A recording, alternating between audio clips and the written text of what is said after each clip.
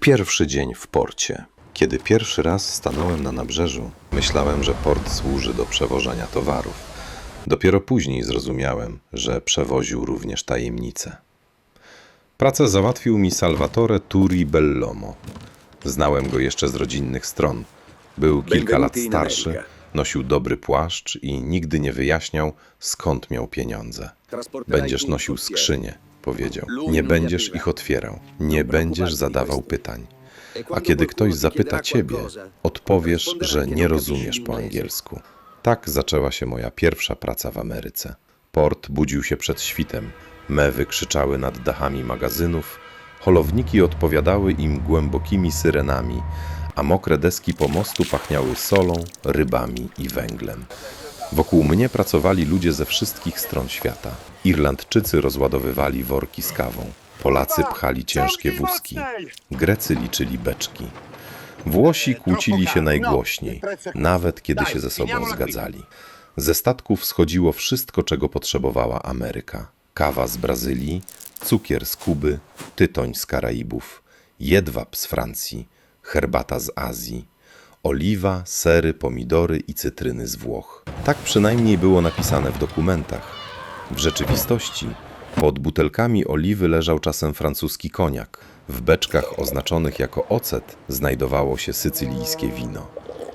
Skrzynie z częściami do maszyn miały podwójne dna, a w nich pistolety, banknoty albo małe paczki, których nikt przy zdrowych zmysłach nie próbował otwierać.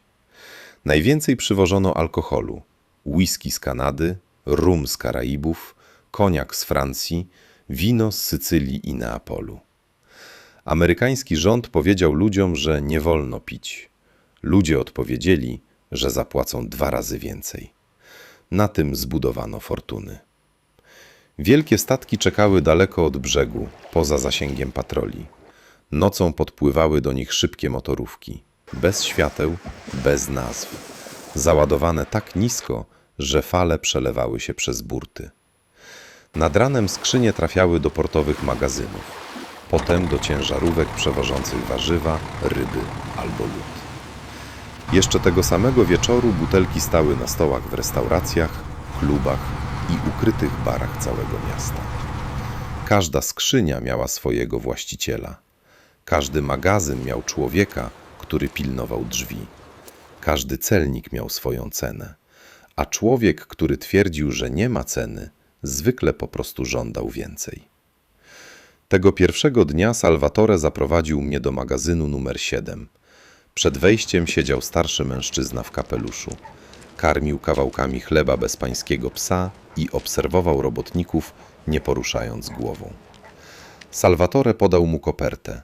Mężczyzna nie zajrzał do środka. Schował ją pod płaszczem i wskazał 6 skrzyń stojących przy ścianie. Na każdej widniał napis Olio d'oliva Napoli.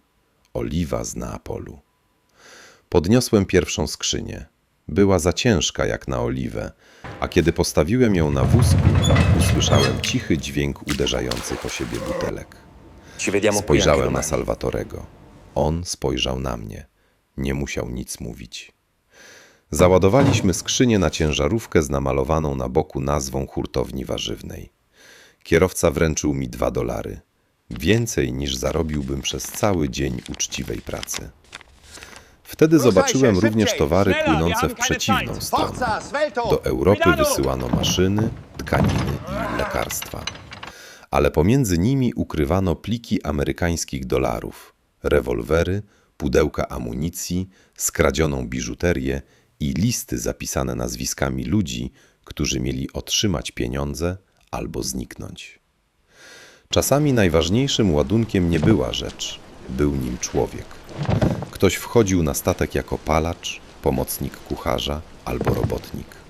Miał cudzy paszport, nowy płaszcz i rozkaz, żeby nigdy więcej nie wracać do Nowego Jorku.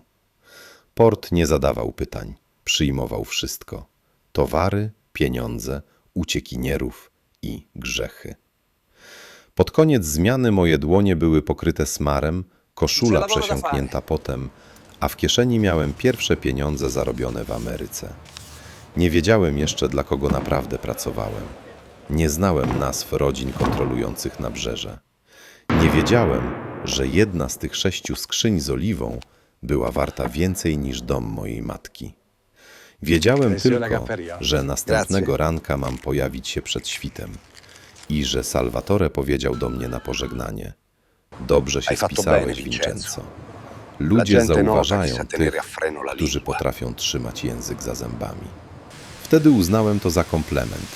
Dopiero później zrozumiałem, że było to ostrzeżenie.